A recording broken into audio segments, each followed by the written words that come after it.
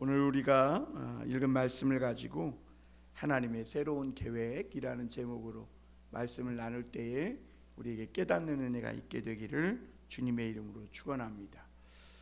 하나님은 우리를 향해 놀라운 계획을 갖고 계십니다. 그런데 우리 사람들은 하나님의 그 계획을 다 알지 못해서 때때로 낙심하고 절망하게 됩니다. 그런데 우리가 이 스가랴서를 통해서 이미 보았듯이 하나님은 비록 이스라엘 백성들이 죄로 인해 바벨론 포로에 사로잡혀 갔지만, 그래서 그들은 모든 것이 다 끝났다고 생각했고 그들의 미래는 불투명하고 참 불안과 근심과 걱정, 염려 속에서 침몰해 버렸지만, 하나님은 그 이스라엘 백성들을 향한 그 계획, 하나님이 장차 그들을 어떻게 축복하시고 은혜를 주실 거에 대해서 하나님은 한 번도 포기한 적이 없으시다는 것입니다. 잠언서에도 보면 사람이 자기 마음으로 그 길을 계획할지라도 그 길을 인도하시는 분은 하나님이시다, 이렇게 말씀하고 있어요. 요셉도 하나님께서 그 요셉 인생을 향한 그 계획을 알지 못했고, 때로는 자기가 왜 이 억울한 누명을 쓰고 감옥에 가고 왜 이런 힘든 고난의 인생을 살아야 하는지 알지 못했어요.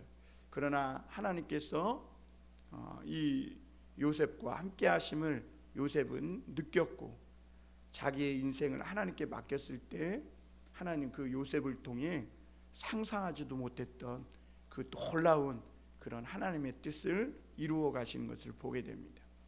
하나님은 지난번에 스가랴서를 통해서도 마찬가지였죠. 바벨론 포로에서 돌아온 이스라엘 백성들은 가난했고 정말 지쳐 있었고, 폐허가 된 예루살렘을 보면서 정말 소망이라고는 눈꼽만큼도 느끼지 못할 만큼 절망적인 그런 상황이었어요. 그러나 하나님이 학개 선지자나 스가랴 선지자나 이런 선지자를 통해 막 말씀을 주셨을 때 이스라엘 백성들이 그 말씀 붙들고 살아가니까 하나님이 그 이스라엘 백성들에게 새로운 놀라운 계획을 스가랴 선지자를 통해 환상을 통해 보여주잖아요. 폐허가 됐지만 장차 이 예루살렘 성이 진리의 성읍이 될 거라는 거예요. 진리의 성읍이 뭐예요?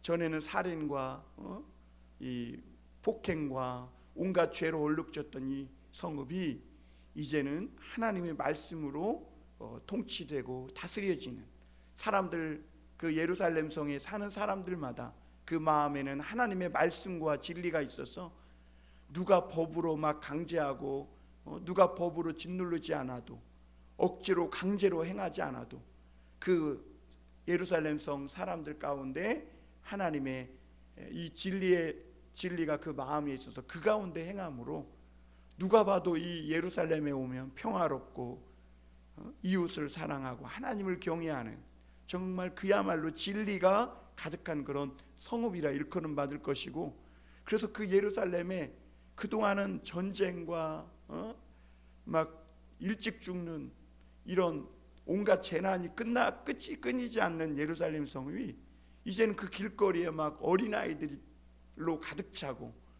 지팡이를 잡은 할머니 할아버지들이 길거리에 앉은 그런 평화와 웃음과 기쁨의 소리가 끊이지 않는 성읍이 될 것이다, 이렇게 하나님께서 스가랴를 통해 그 놀라운 계획을 말씀해 주신 것을 볼 수가 있습니다. 그런데 이 유다 백성들이 이 예루살렘에 돌아와서 그들이 가지고 있는 계획은 오직 하나였습니다. 그러니까 하나님의 계획과 유다 백성들이 가지고 있는 계획이 달랐던 거죠. 이 유다 백성들은 옛날에 그 유다의 영광, 그러니까 솔로몬 시대 때 엄청난 부흥이 있었잖아요. 아버지 다윗이 준비해 준 그 모든 재물을 가지고 화려한 솔로몬 성전을 짓고 왕궁을 짓고, 그래서 세계 막 여러 여왕들과 사람들이 와서 그 이스라엘의 막 부귀와 영화를 보면서 놀라고 했던 그때 그 시절의 유다의 영광을 다시 이 예루살렘에 재현해내는 것, 그것이 포로에서 돌아온 이스라엘 백성들의 그런 계획이었습니다. 그래서 모두가 힘을 합쳐서 우리가 망하기 이전에 예루살렘 그 성전을 재건하자. 그래서 그거에 대한 얼마나 염원이 간절했는지 모두가 금식일을 4번씩이나 막 정하면서 그 예루살렘 성이 멸망할 그때를 기억하고 다시는 우리가 이런 외부로부터의 공격을 받지 않고 어떤 일이 있어도 우리가 잃어버렸던 이 나라와 이 주권을 되찾고 예루살렘을 회복하자, 이런 각오로 그들은 살고 있었음을 보게 됩니다. 그러나 하나님은 스가랴 선지자를 통해 오늘 말씀해 주시는 것이 뭐냐면 너희가 과거로 돌아갈 필요가 없다는 겁니다. 그때 그 시절의 그 영광, 대단했던 거 누구도 부인할 수 없었던 거 사실이에요.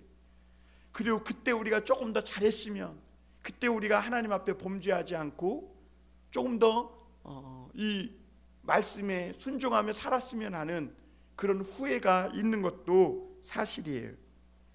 그러나 하나님은 스가랴 선지자에게 그때로 돌아갈 필요가 없다.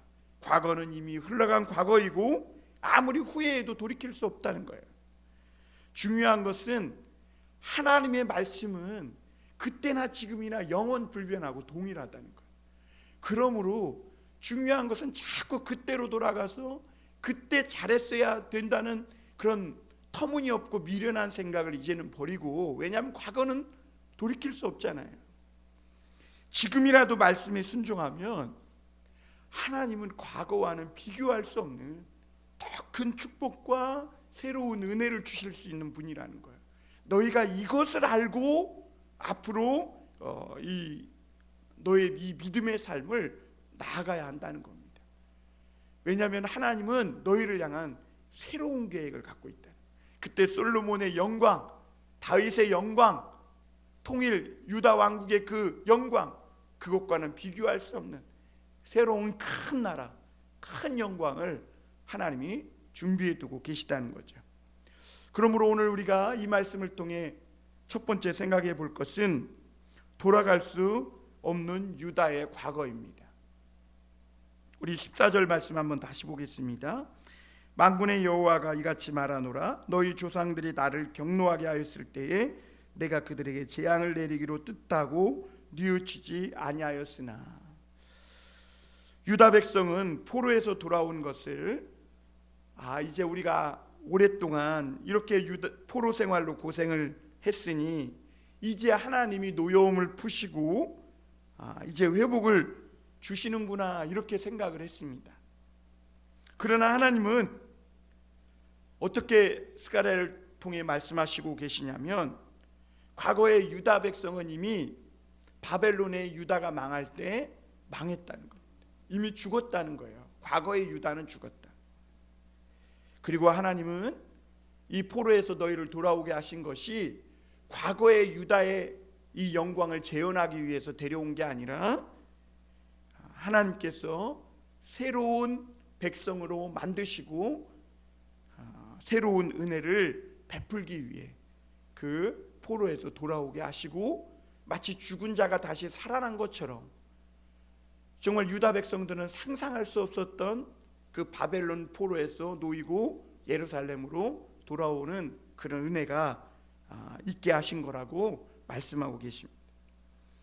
사람들은 과거에 좋았던 그 시절, 그때를 그리워하고 어떻게 하면 그때로 다시 돌아가서 그때 무언가 다시 한번 해보고자 하는 그런 갈망을 가지고 있습니다.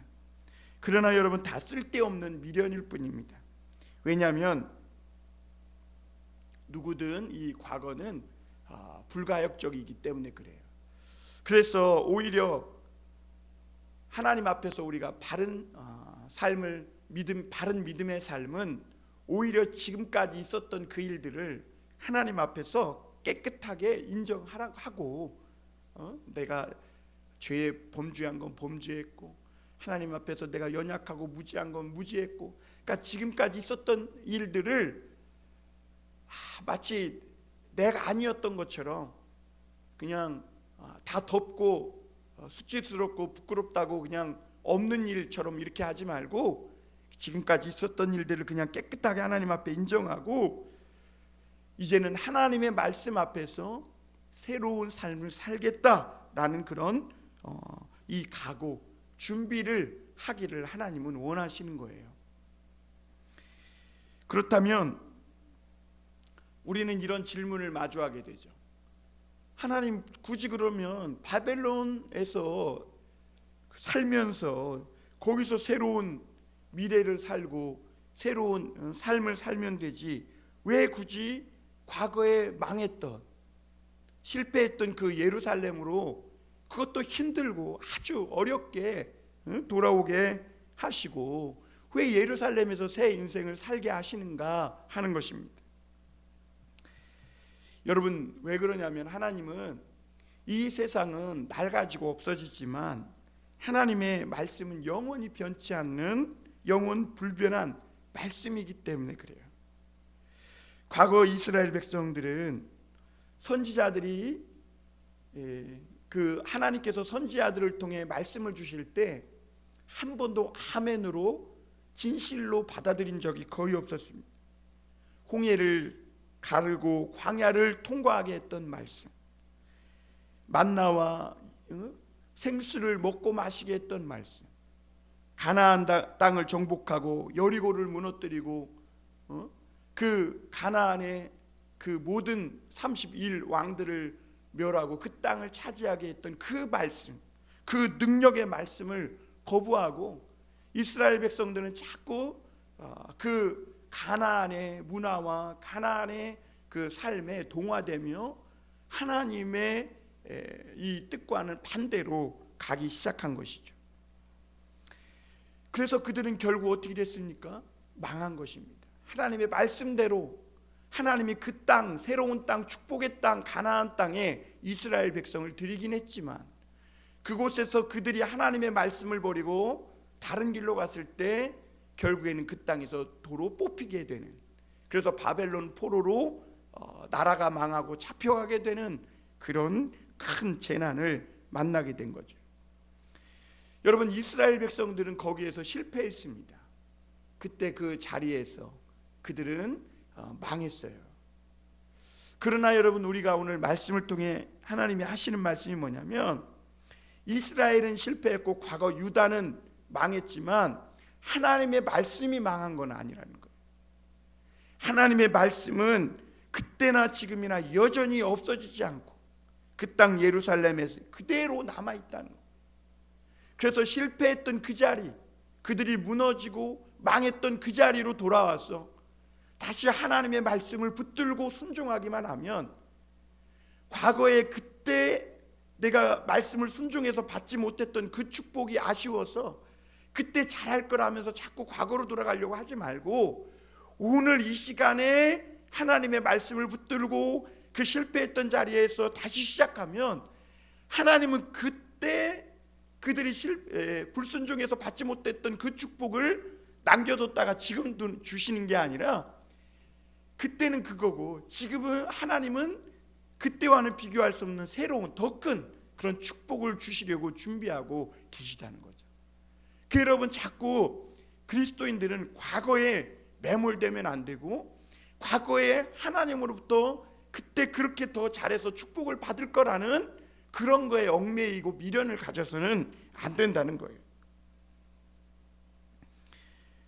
그리고 여러분, 세상의 좋은 것들은 흘러가는 강물과 같아요. 그래서 아무리 바벨론이 좋고 거기에 뭐 세상에서 최고 좋은 것들이 가득해도 다 지나가면 끝이에요.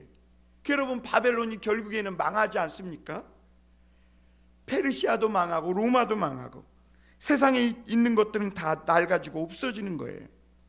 그러나 하나님의 축복은 떠내려가지 않고 오늘도 여전히 우리 앞에 있기 때문에 하나님은 그들을 예루살렘으로 오게 하시고 그곳에서 하나님의 말씀을 다시 붙잡고 살아갈 수 있는 기회를 주고 계신 것이죠. 그래서 여러분, 오늘이라도 예루살렘으로 돌아와 이 말씀을 듣고 믿고 행하는 그 사람이 큰 복이 있다고 말씀하시는 겁니다. 여러분, 오늘 우리가 살았던 하루의 일과를 뒤로하고 오늘 이 교회에 나와 하나님의 말씀을 듣고, 그리고 내가 그 하나님의 말씀 한마디라도 아멘하여 받아들여서 그 말씀을 따라 살고자 하는 믿음의 감동이 일어난다면, 오늘 그 사람이 하나님의 새로운 놀라운 축복을, 가장 큰 축복을 받은 사람이라는 거죠. 하나님은 유다 백성에게 분노하시고 재앙을 내리기로 뜻하고 오늘 뉘우치지 아니하였다, 이렇게 말합니다.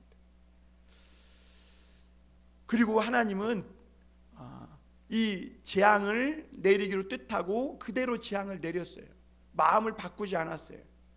그러나 여러분, 대신에 하나님은 이 유다 백성에게 더 큰 일을 행하셨다고 성경은 말씀하고 있습니다.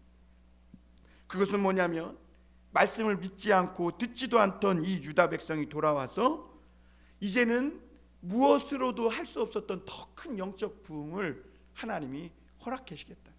그때 너희가 실패하고 망하고 마치 죽은 자와 같았지만, 그때 하나님이 그 재앙을 내리기로 했다가 뉘우치지 않고 그대로 재앙을 내렸지만, 그러나 하나님은 죽은 자와 같았던 그들을 통해 더 큰 일, 영적 부흥이 일어나는 이런 놀라운 일을 행하신다고 하시는 겁니다. 그래서 포로에서 돌아온 유다 백성이 자꾸 과거의 유다 나라를 세우려고 해서는 안 된다는 거예요. 우리 믿는 자들이 자꾸 과거에 생각하면서 그때 그 좋았던 시절로 돌아가려고 하면 안 된다는 거예요. 빨리 깨닫고 돌아서서 이제는 하나님이, 오늘 내가 말씀만 붙들고 살면 하나님은 더 큰 계획을 예비하고 있으니까, 더 큰 축복을 예비하고 있으니까 그걸 깨닫고 자꾸 하나님의 말씀과 함께 미래로 나아가는 그런 삶을 살아야 한다는 것이죠. 이제는 유다 나라도 없고 이스라엘도 없다는 거예요. 너희는 죽었다는 거예요. 이제 포로에서 돌아온 너희는 이제는 과거의 유다도 아니고 과거의 이스라엘도 아니고 새로운 이스라엘, 새 유다 백성이다. 그리고 오직 너희에게 이제는 하나님의 말씀의 축복만이 있다는 것입니다. 그것이 오늘 주님이 가르쳐 주시는 것이죠. 수치스러운 이 과거를 바꾸실 수 있는 분은 하나님뿐입니다. 하나님의 말씀과 새로 시작할 때 나의 과거, 우리의 과거를 치유받고 바꿀 수 있고, 그리고 오늘부터 새 출발을 할 수 있습니다. 예수님도 새 술은 새 부대에 담아야 한다 그랬어요. 하나님은 우리에게 새로운 시간과 새로운 기회를 지금도 주고 계세요.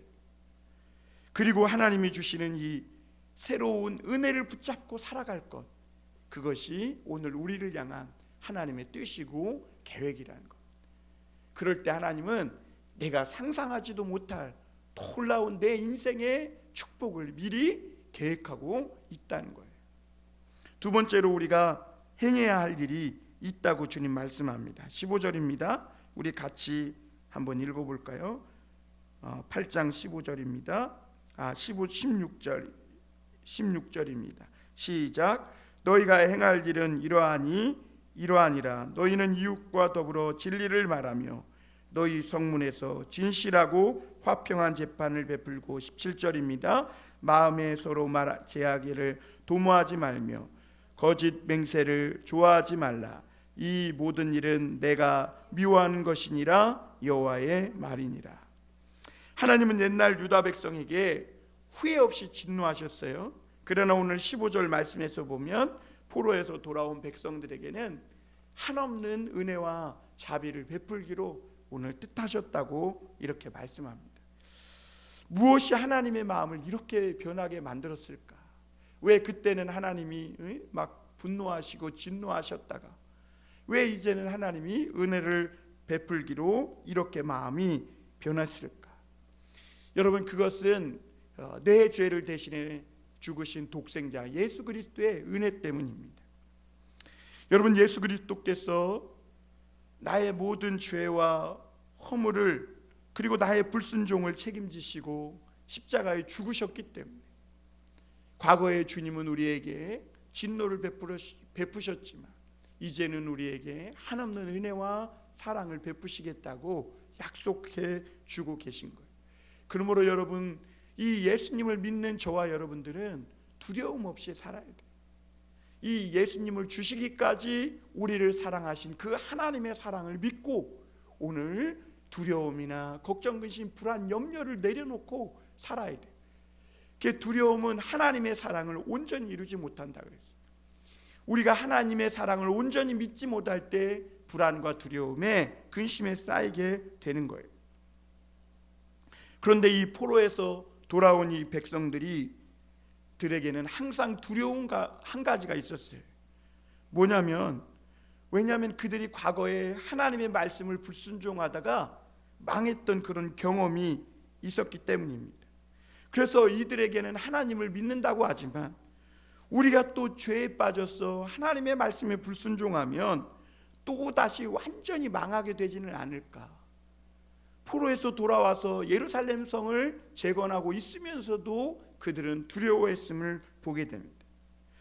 그런데 여러분, 욥기서에도 보면 내가 두려워하는 것이 내게 그대로 임했다고 말했듯이 이 이스라엘 백성들이 그 두려워했던 것들이 그대로 그들에게 임해서 그들은 로마에게 또 망하고 마는 것을 보게 됩니다. 여러분, 두려움은요, 하나님을 믿는 믿음의 가장 큰 적이에요.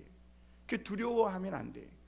앞서 말씀드린 것처럼 우리가 하나님의 사랑을 믿고 나를 위해서 독생자 예수 그리스도를 주시기까지 하나님이 베푸신 그 은혜를 믿는다면 어떠한 어려움과 고난이 있어도 절대로 두려워해서는 안 된다.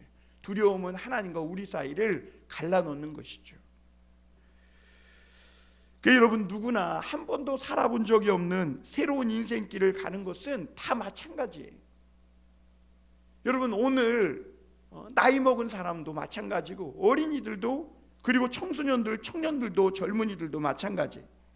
그러기에 누구에게나 다 두려움이 있다는 겁니다. 그러나 우리가 하나님을 정말로 신뢰하고 사랑한다면 하나님이 뭐라고 그래요? 두려워하지 말라. 이제는 너희에게 내가 은혜를 베풀겠다. 주님이 말씀하셨으면 반드시 하나님은 우리에게 은혜와 사랑을 베푸시고 그 언약대로 놀라운 축복을 예비하고 계신다는 거예요. 아브라함이 그렇게 살았다는 거예요. 모세가 그렇게 살았다는 거예요. 다윗도 그렇게 살았다는 거예요. 믿음의 선진들이 다 그렇게 믿음으로 정말 그 현실에서는 어려움과 정말 고통스러운, 때로는 우리가 믿음이 완전히 흔들릴 만큼 힘들고 어려운 그런 현실이 있었다는 거예요. 그러나 그들은 그럼에도 불구하고 믿음으로 주의 말씀을 붙잡고 살아갈 때 하나님이 그 약속하신 대로 그의 인생을 이끌어 주신 것이죠. 그 하나님은 오늘 우리에게도 많은 걸 요구하지 않습니다. 그냥 믿음으로 살라는 겁니다. 믿음으로.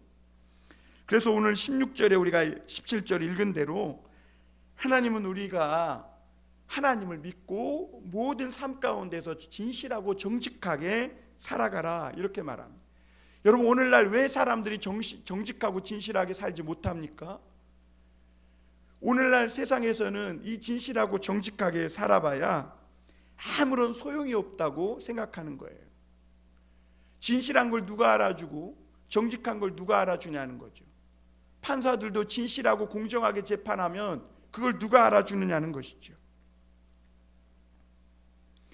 그래서 진실하고 정직하게 살아가는 삶이 오히려 이 세상에서는 정말 불필요한 것처럼, 오히려 그렇지 않을 때 적당히 거짓말하고 적당히 세상과 죄와 타협하며 살아갈 때 그래야 성공하고 남보다 앞서고 그럴 수 있다고 생각하는 것이죠. 오늘날 많은 사람들의 생각에 그런 생각이 지배적입니다.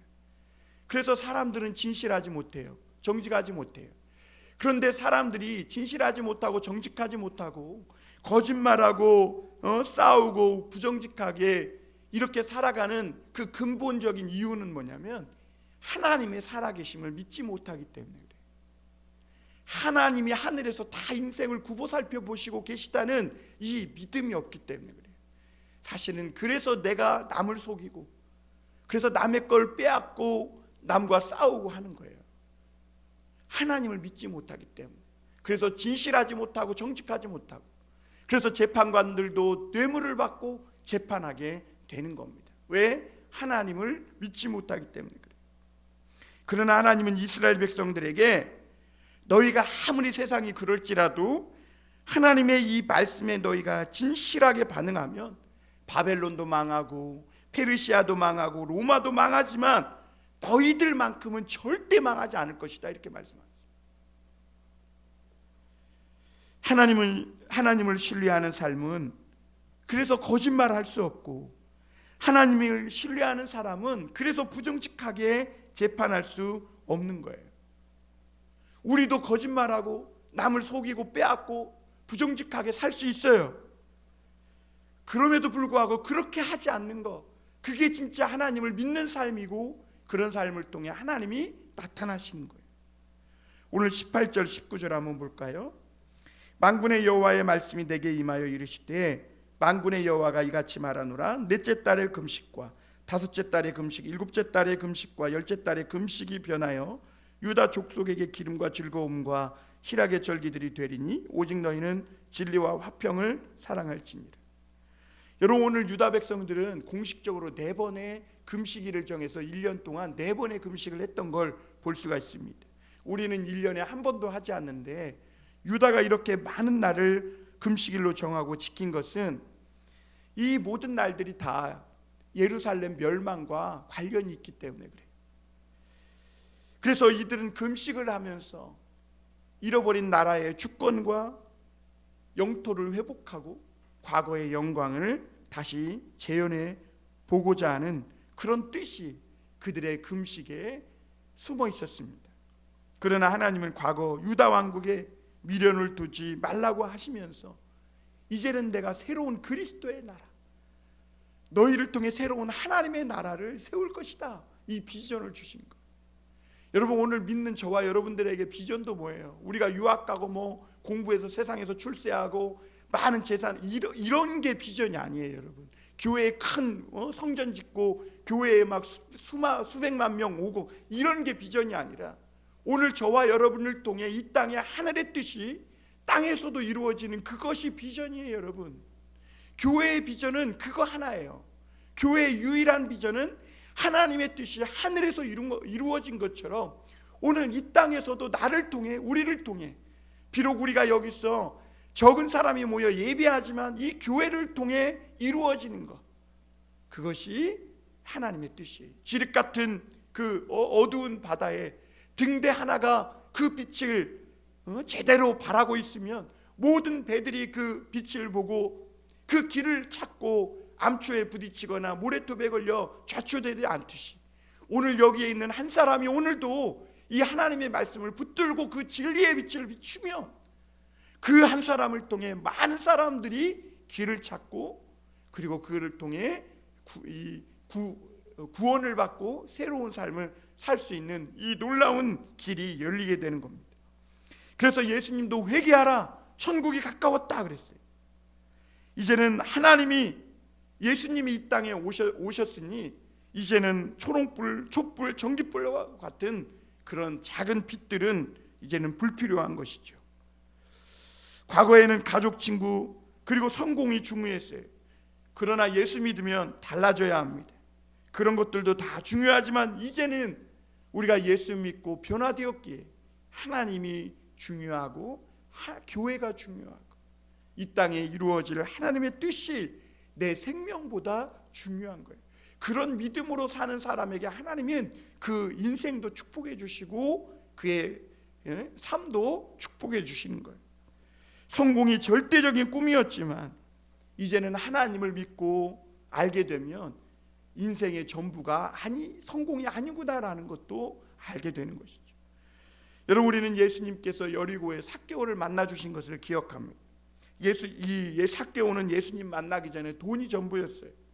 그는 세관이었는데, 그래서 돈이 전부인 그 삭개오는 욕과 엄청난 조롱을 받으면서도 돈을 억수로 긁어 모았어요. 그래서 그는 부자였습니다. 그러나 그가 예수님을 만나고 완전히 변화됐어요.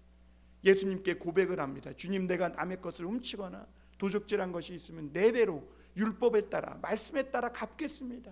무슨 말이에요? 이제는 하나님의 말씀대로 자기가 살면서 새로운 그런 삶을 살겠습니다.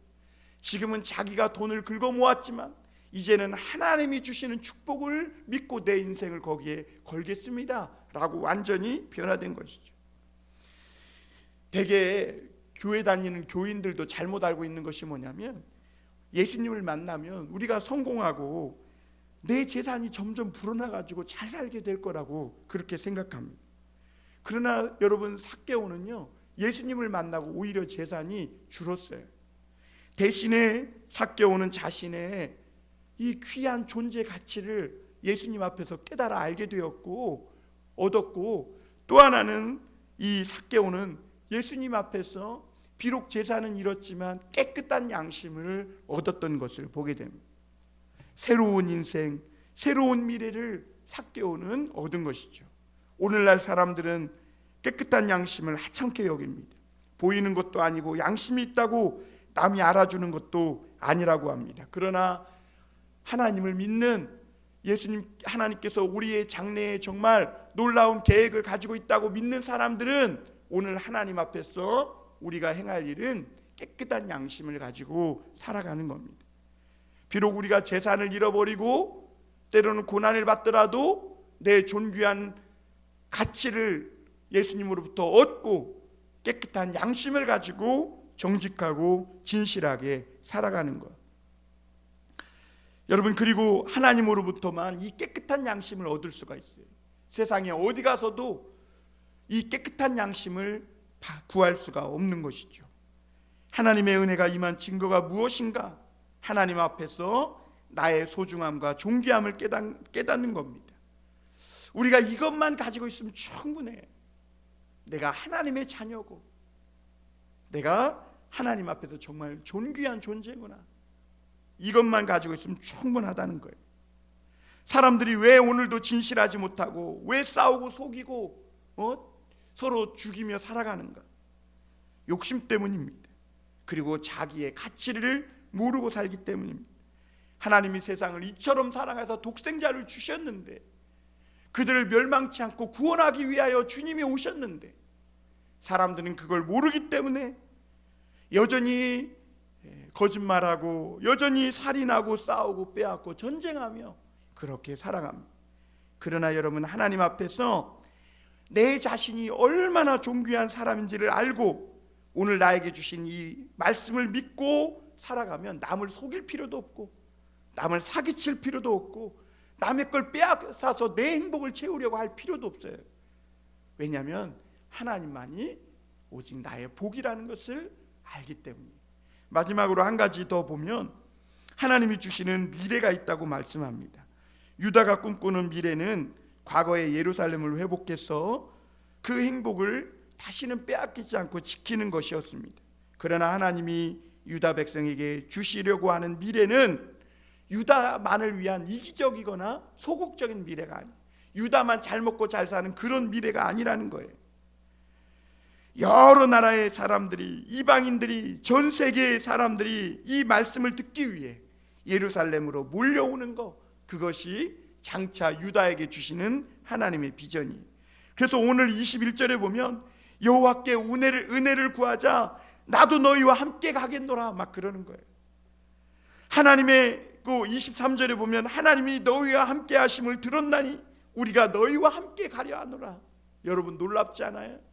전에는 이 유다 백성이 바벨론의 사람들의 그 군 말발굽에 짓밟혔는데, 이제는 이 유다 백성들에게, 많은 사람들에게 소문이 난 거예요. 너희에게 하나님의 말씀이 있다는 것을 들었다는 거. 나도 너희와 함께 가겠노라. 너희와 함께 여호와께 은혜를 구하려 함께 가고 싶다. 그러면서 이제는 유다 백성들의 옷자락을 붙들고 그들과 함께 예루살렘으로 몰려드는 것, 이것이 하나님이 장차 유다 백성에게 주실 비전이었어요. 오늘 20절 21절 볼까요?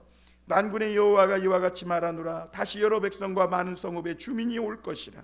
이 성읍 주민이 저 성읍에 가서 이르기를 우리가 속히 가서 만군의 여호와를 찾고 여호와께 은혜를 구하자 하면 나도 가겠노라 하겠습니다. 여러분, 이제는 유다 백성의 이 소문이 나는데 무슨 소문이 나냐면 그들에게 하나님의 말씀이 있다는 거예요.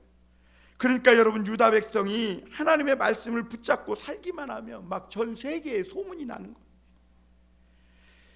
여기서 예루살렘은 어떤 이스라엘 땅의 예루살렘 그 지명을 말하는 게 아니에요. 오늘날 교회를 말하는 겁니다. 모든 사람들은 세상에서는 돈과 권력으로는 만족할 수 없는 이런 영적 갈증이 있죠. 그런데 사실 그러한 갈증들은 하나님의 말씀을 듣지 못한 기갈입니다. 그래서 많은 사람들은 예수님이 오시기 전부터 예루살렘 성전에서 죄 씻음 받고 새로운 삶을 시작하고 싶은 그 영적 갈증 때문에 예루살렘에 많이 모여서 제사하고 그런 것이죠. 그러다 죄 없으신 하나님의 아들이 십자가에 못 박혀 죽는 것을 그들은 보았고, 그리고 그것을 믿을 때 불같은 성령이 그들에게 임해서 수많은 사람들이 회개하고 예수님께 돌아오는 이런 놀라운 성령의 역사가 있었음을 보게 됩니다. 한때 새로운 지식을 배우기 위해 젊은이들이 유학 가는 것이 인기였습니다. 그래서 그 바람을 타고 아빠도 갔다 왔는지 모르겠어요. 그런데 지금은 유학이 별로 의미가 없어요. 한계가 왔어요. 왜? 인터넷을 사용하게 되면서 지식이 포화 상태에 이르렀고 이제 한계에 다다랐거든요. 굳이 유학 안 가도 오늘날 인터넷을 통해서 다 웬만한 것을 우리가 습득하고 배울 수 있고 알 수가 있어요. 그럼에도 오늘날 사람들은 뭔가를 찾아 계속해서 목마름을 채우기를 원합니다. 그래서 사람들은 술, 마약, 성범죄 이런 거에 점점 중독되어 가고 살인과 자살하고 죽어가고 있는 것을 보게 돼요. 우리나라도 더 이상 마약 청정국이 아니에요. 많은 젊은이들이 이런 홍대나 이런 클럽 같은 데 가가지고 막 마약을 너무나 쉽게 빠져든다고 그래요. 왜 그러냐면 그들 안에 갈증이 있기 때문에 그래요. 그러나 사람들이 만족할 수 있는 유일한 길은 하나님 말씀 듣고 내 자신이 얼마나 주님 앞에 존귀한 자인지를 되찾을 때, 그때 참 만족이 온다니. 그 여러분, 우리가 유학을 가더라도 이제는 어디로 유학 가야 하냐? 교회로 와야 합니다. 교회에 와서 하나님을 알고 하나님의 말씀을 듣고 하나님을 배우고 이 텅텅 비고 목마르고 갈증나는 이 가슴에 하나님의 말씀, 이 진리를 채울 때만이, 그래서 주님을 만나고 성령으로 은혜 받을 때만이 참 만족이 있는 것입니다. 오늘 여러 성읍 사람들이 왜 예루살렘으로 모이는가? 죄의식에 가득 찬 인간이 하나님의 말씀을 듣지 않고는 견딜 수 없기 때문에 그래요. 모든 사람들이 괜찮고 행복하게 살고 있는 줄 알지만 사실은 우리 사회에도 여기저기 터지는 심각한 뉴스들을 보면 인간이 괜찮게 또 그냥 행복하게 사는 것이 아니라는 것을 우리가 알게 되죠. 오늘 이러한 사회 현실을 보면서 이것이 인간의 진실한 본질적인 자화상이라는 것을 우리는 알아야 하는 것입니다. 그럼 이러한 때에 교회가 해야 할 일은 뭘까요? 진리의 빛을 비추는 것입니다. 교회가 진리의 빛을 비추지 못한다면 사람들은 모두 다 죄에 빠져 죽고 말 것입니다. 그래서 오늘 여기서 우리가 예배 드리는 것이 중요해요. 우리가 예배하고 기도하는 것 자체가 지금 빛을 발하고 있는 거예요. 사람들은 죄에 빠져서 죄를 먹고 마시며 죽어가고 있지만, 그러나 오늘 우리는 이 봉담 선한목자교회라는 이 세상의 바닷속에 이 방주를 띄우고 이곳에서 예배하고 기도하고 주의 말씀을 들음으로 진리의 빛을 비추고 있는 것이죠. 22절 23절에 보면 많은 백성과 강대한 나라들이 예루살렘으로 와서 만군의 여호와를 찾고 여호와께 은혜를 구하리라. 만군의 여호와가 이와 같이 말하노라. 그날에는 말이 다른 이방 백성 10명이 유다 사람 하나의 옷자락을 잡을 것이라. 곧 잡고 말하기를 하나님이 너희와 함께 하심을 들었나니 우리가 너희와 함께 가려 하노라 하리라 하시니라 그랬어요. 여러분, 초대교회 당시는 교회는 가난하고 세상에서 비천한 자들이 모이는 그런 곳으로 생각했어요. 그러나 교회는 강한 자도 오고 약한 자도 오고 부자도 오고 가난한 자도 오고 유식한 자도 무식한 자도 오고 누구나 올 수 있는 곳이 교회예요. 여러분, 아수르의 군대 장관이었던 그 수리아의 군대 장관이었던 나아만도 그 나라에서는 영웅이고 훌륭한 장군이었지만 그가 나병에 걸리니까 하나님 앞에 약소국인 이 엘리사 앞에 오지 않을 수가 없었음을 보게 됩니다. 이 땅의 모든 죄인은 하나님께 나오지 않고는 치료받을 수 없고 절대로 새로운 삶을 살아갈 수 없다. 그들의 미래는 그냥 죽음이 멸망이에요. 장차 많은 이방인들이 그러나 오늘 한 사람의 옷을, 유다 백성 한 사람의 옷을 잡고 나도 함께 가겠노라 그랬어요. 이게 무슨 말이에요? 먼저 믿는 우리가 하나님의 말씀, 이 진리로 잘 그 위에서 살아가게 되면 하나님께서 그것을 통해 많은 사람들이 이끌려 온다는 것이죠. 그러므로 우리가 선교적 사명을 잘 감당하며 진리로 많은 사람들을 주께로 인도해야 할 책임이 있는 겁니다. 오늘 한 사람이 10명 이상은 이렇게 진리로 인도해야 함을 오늘 우리에게 가르쳐주고 있어요.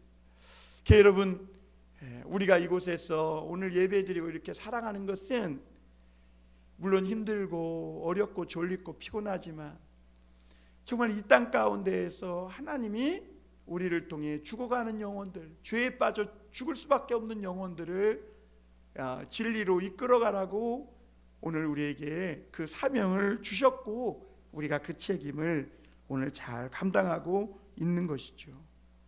우리가 하나님의 말씀 앞으로 그러므로 다시 나아가고 되돌아가야 합니다.